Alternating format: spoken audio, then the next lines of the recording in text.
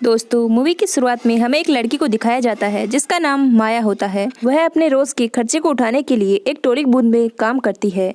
लेकिन आज उसके एरिया में कम ही गाड़ियां आ रही थी, लेकिन एक गाड़ी जो हमेशा आती है वह आज भी आई थी और उसमें जो शख्स रहता है वह उसे हमेशा तंग करता है और इसके बारे में उसने अपनी सबसे अच्छी दोस्त डेनी को भी बताया था। लेकिन आज वह देखती है कि वह शख्स गाड़ी से बाहर आ रहा है और उसकी तरफ आ गया है, तो वह अपने बूथ के गेट को बंद कर लेती है और उसे कहती है कि तुम प्लीज़ यहाँ से चले जाओ, मैंने पुलिस को फ़ोन कर दिया है, पुलिस यहाँ पे आती ही होगी। लेकिन वह एक चैन की सांस लेती है, तभी वह देखती है कि वह शख्स तो बड़ा सा चाकू लेकर उसी की तरफ आ रहा है। तब वह बहुत डर जाती है और बूथ से निकल के भागने लगती है और वह शख्स उसे पकड़ ही लेता है और उस पर वार करने ही वाला होता है। तभी पुलिस आ जाती है, लेकिन एक वार तो वह उसके पैर पे कर चुका होता है, लेकिन वह देखता है कि उसके पैर पे पहले भी एक घाव का निशान था। फिर वह वहाँ से चला जाता है और माया जो होती है वह छोड़ चुकी होती है और उसने अपने दोस्त डेनी के साथ मिलकर एक दूसरा बिजनेस शुरू कर लिया होता है, लेकिन वह बिजनेस कम ही चल रहा होता है। वे दोनों एक दिन एक फ़ोटो देख रही होती है जिसमें उसके मम्मी पापा होता है और साथ में उसकी भी फ़ोटो होती है और उनके पीछे एक घर होता है। जब वह फ़ोटो को पलटती है तो उसके पीछे उस घर का एड्रेस भी लिखा होता है और उसमें उसका नाम रायू लिखा होता है। तब वह सोच में पड़ जाती है कि उस शख्स को मेरा नाम कैसे पता। फिर माया अपने पेरेंट्स के घर को उसको साफ करके उसको बेचकर अपने बिजनेस में पैसे लगाना चाहती है, लेकिन वह घर जो होता है वह गांव में होता है। तो वह अपने दोस्त डेनी को गांव में जाने के लिए तैयार करती है। फिर वे दोनों गांव जाने के लिए तैयार हो जाती है, लेकिन माया जब बाथरूम से निकलती है तो वह हैरान हो जाती है क्योंकि उसके पैर पे जो घाव हुआ था उसमें से एक पेपर बाहर निकल रहा था। जब वह पेपर बाहर निकाल के देखती है तो उसमें कुछ लिखा होता है, तो वह उसकी फ़ोटो ले लेती है और उसे अपने पास रख लेती है। जब वे दोनों उस घर वाले गांव में जा रही होती है तब वह को पैसेंजर से उस पेपर के बारे में पूछती है, तो वह बताता है कि यह तो भूत प्रेतों से बचने का एक मंत्र है, लेकिन यह उसके पैर में क्या कर रहा था इसके बारे में वह सोच। जब माया गाड़ी में जा रही होती है तो उसे बार बार तीन बच्चियां उसे दिखाई दे रही है, लेकिन वह उसे क्यों दिखाई दे रही है ये तो हमें आगे पता चलेगा कि इसके पीछे क्या राज है। वे स्टेशन तो पहुंच जाती है, लेकिन वहाँ पे कोई भी तांगे वाला उन्हें ले जाने के लिए तैयार नहीं था। अब मुश्किल से एक तांगे वाला उन्हें ले जाने के लिए तैयार होता है और रास्ते में वह तांगे वाला बताता है कि इस विलेज में घर तो बहुत है लेकिन लोग बहुत कम है, क्योंकि वह किसी बीमारी या किसी वजह के कारण मर चुके हैं। लेकिन ऐसा कैसे हो सकता था। फिर वह तांगे वाला उन दोनों को सरपंच के घर के सामने ले जाके छोड़ देता है और वहाँ पे एक औरत उन्हें मिलती है जिसे माया अपनी आइडेंटिटी छुपाती है और उसको बताती है कि वे दोनों स्टूडेंट हैं और पपेट हिस्ट्री के बारे में जानने के लिए वे यहाँ पे आई है। तो वह कहती है कि अभी यहाँ पे कोई नहीं है, तुम कल आना। तो फिर वे दोनों सोचती है कि अब हम कहाँ जाए, तो वह अपने उस पुराने घर को खोजती है और वहाँ पर ही रात गुजारने के बारे में सोचती है। और माया को उस घर में अपने पेरेंट्स की फ़ोटो भी मिलती है, लेकिन उसको अपनी फ़ोटो कहीं भी नज़र नहीं आती है।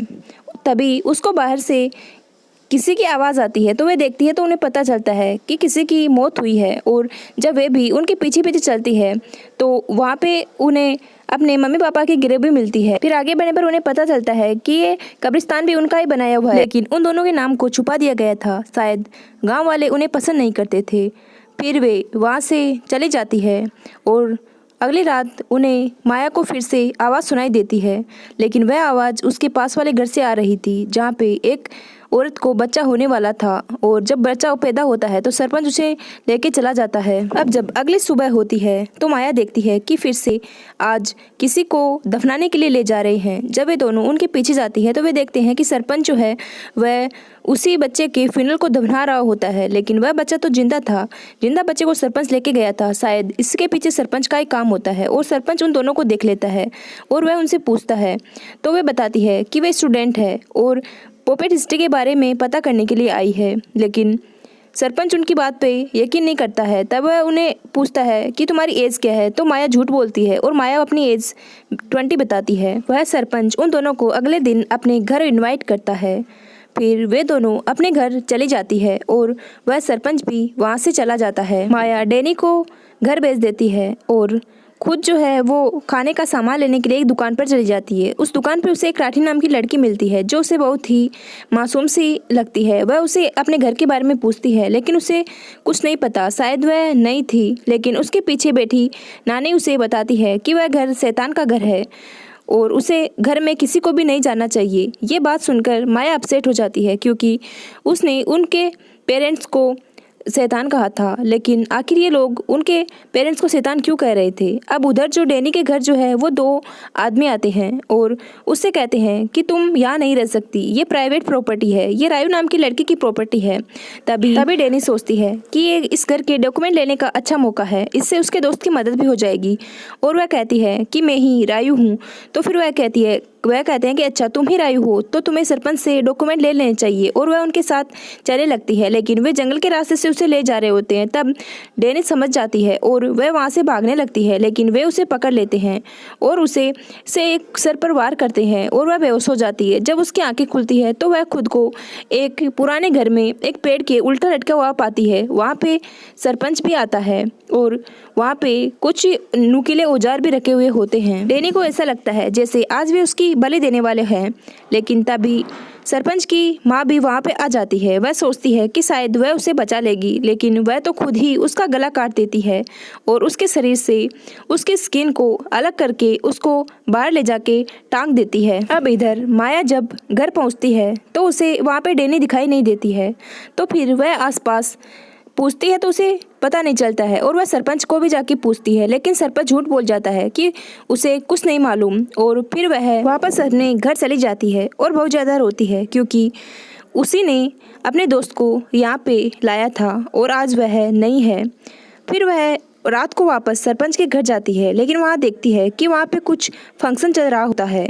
फिर वह उन दो लोगों से वहाँ पे मिलती है जिन लोगों ने डैनी के सर पे वार किया था। वह उनसे पूछताछ करती है लेकिन वे तो उसे और भी ज़्यादा कंफ्यूज कर देते हैं। लेकिन कुछ समय पश्चात उसे वहाँ पे एक छोटी बच्ची मिलती है और वह उसे बताती है कि पास वाले घर में एक औरत के बच्चा होने वाला है और वह वहाँ खिड़की से देखती है कि उस औरत को तो बिना स्किन का बच्चा पैदा हुआ है और सरपंच उसे पानी में डुबो के मार देता है। इस गांव में ये क्या हो रहा था, माया को कुछ भी समझ नहीं आ रहा था। लेकिन तभी माया के मुंह से हल्की सी कुछ आवाज़ निकल जाती है और सभी को पता चल जाता है कि बाहर कोई है। लेकिन तभी बच्ची का बाप उसे पूछता है कि सरपंच जी, आपने तो कहा था कि ये श्राप खत्म हो गया है, लेकिन ये क्या है। तो सरपंच के पास भी इसका कोई जवाब नहीं होता है। वे जब बाहर आके देखते हैं तो बाहर राठी थी। राठी माया को कुछ समय पश्चात अपने घर लेके जाती है और उसे यह भी पता होता है कि ये लड़की रायू है, लेकिन वह किसी को भी कुछ नहीं बताती है।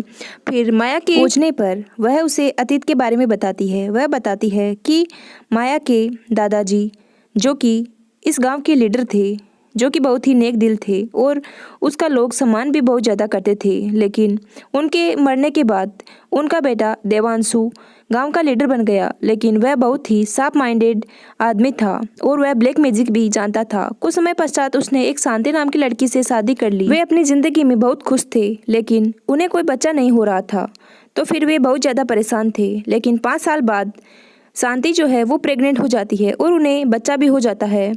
लेकिन वे घर से भी बाहर निकलना बंद कर देते हैं, खास तौर पर देवांशु ने तो जैसे अपनी अलग ही दुनिया बसा ली हो। लेकिन एक दिन वह अपनी बच्ची रायू को लेके बाहर निकलता है तो सब लोग अलग अलग तरह की बातें बनाते हैं। तब उस घर की नौकरानी निया, जो कि अभी सरपंच की माँ है, वह लोगों को बताती है कि देवांशु जो है वो ब्लैक मैजिक करता है, शायद इसकी बेटी को कोई बीमारी है। और एक दिन इस गांव में एक अजीब घटना होती है। जब देवांशु अपना मेजिशियन का शो कर रहा था तभी उसमें किसी की आत्मा आ जाती है। वह एक एक करके सभी वहाँ पे मौजूद लोगों को मार देता है। लेकिन उसकी बेटी रायू को कोई नौकरानी छुपा के सिटी में ले गई थी और देवांशु खुद को भी ख़त्म कर लेता है। और सुनने में आया है कि तभी से इस गाँव में न्यूबॉर्न बेबी पैदा होते हैं, वे बिना स्किन के पैदा हो रहे हैं। और ये आज नहीं बल्कि ये पिछले 20 सालों से चलता आ रहा है। सरपंच का कहना है कि यह श्राप तभी पूरा हो सकता है जब देवांशु की बेटी रायू को मार के उसकी स्किन की पपेट बनाया जाए। अब इधर गांव वालों को पता चलता है कि जिस लड़की का उन्होंने कत्ल किया है वह लड़की रायू नहीं बल्कि कोई और थी। उन्होंने गलत लड़की को मारा है। तभी वे माया को खोजने के लिए जाते हैं और वे राठी के घर भी पहुंचते हैं, लेकिन राठी उन्हें कुछ नहीं बताती है। तभी उनके जाने के बाद राठी माया को कहती है कि तुम्हें यहाँ से भागना पड़ेगा वरना ये लोग तुम्हें मार देंगे।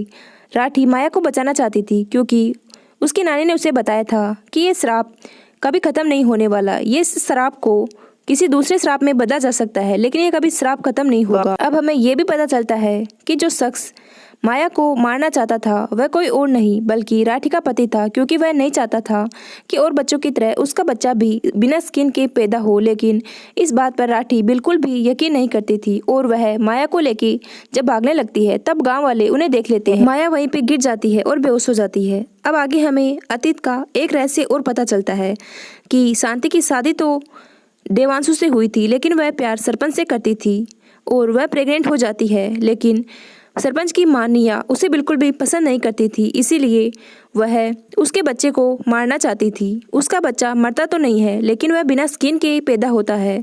तब देवांशु उसको ठीक करने के लिए 3 लड़कियों की बलि देता है और उसकी स्किन की पपेट बनाता है, जिससे रायू की स्किन जो है वो सही होने लगती है। लेकिन ये बात सरपंच की मां निया को बिल्कुल भी पसंद नहीं आती है और वह अपने बेटे को झूठ बोल के अपने बस में कर लेती है और उसे बताती है कि देवांशु ने ही कुछ गलत किया है और वह देवांशु का कत्ल करवा देती है।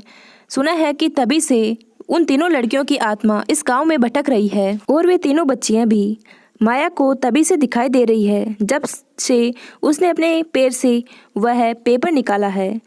शायद वह कोई रक्षा कवच था जो उसके पापा ने उसके पैर में डाला था, जिसके निकालने की वजह से उसे ये सब कुछ दिखाई दे रहा है। उन बच्चियों की आत्मा माया को कहती है कि तुम हमारे कंकाल को निकाल के जला दो, तभी ये श्राप खत्म हो जाएगा। तो वह उनके कंकाल को निकाल के दफना देती है। लेकिन अभी तक भी निया को कहाँ चैन था। वह रायू को मारना चाहती है और वह रायू को भी पकड़ लेती है और उसको भी डेने की तरह उल्टा लटका देती है और उसको मारने वाली होती है। तभी माया सरपंच को कहती है कि प्लीज़ मुझे मत मारो, मैंने वह श्राप हटा दिया है। लेकिन सरपंच उसकी बात पर यकीन नहीं करता है और उसे मारने वाला होता है। तभी वहाँ पे एक लेडी आती है और वह उसे बताती है कि वह श्राप हट गया है। अभी एक बच्चा पैदा हुआ है, वह नॉर्मल बच्चा पैदा हुआ है। तभी वह उस माया को उतार देता है। माया यह भी सरपंच को बताती है कि वह उसी की बेटी है और आपकी माँ ने ही आपको अपने वश में किया था और आपसे ये सब कुछ करवाया था। तभी वह अपने आप को खत्म कर लेता है और उसे देखकर उसकी माँ भी खत्म हो जाती है। अब माया इस गांव को छोड़ के शहर में आ जाती है, लेकिन कुछ सालों बाद फिर से हमें वही गांव दिखाया जाता है जहाँ पे हमें एक प्रेग्नेंट औरत दिखाई जाती है। उसको बच्चा पैदा होने वाला होता है, लेकिन तभी जब वह शीशे में देखती है तो निया की आत्मा वहाँ पे आ जाती है और बच्चा जब पैदा होता है तो वह उसे खा जाती है। राठी की नानी ने सही ही कहा था कि यह श्राप कभी खत्म नहीं होने वाला बल्कि किसी दूसरे श्राप में बदल जाएगा और अब यही हो रहा था। अब निया की आत्मा जो है वो भटक रही थी और जो भी बच्चा पैदा होता था उसे वह खा जाती थी और इसके साथ मूवी खत्म हो जाती है।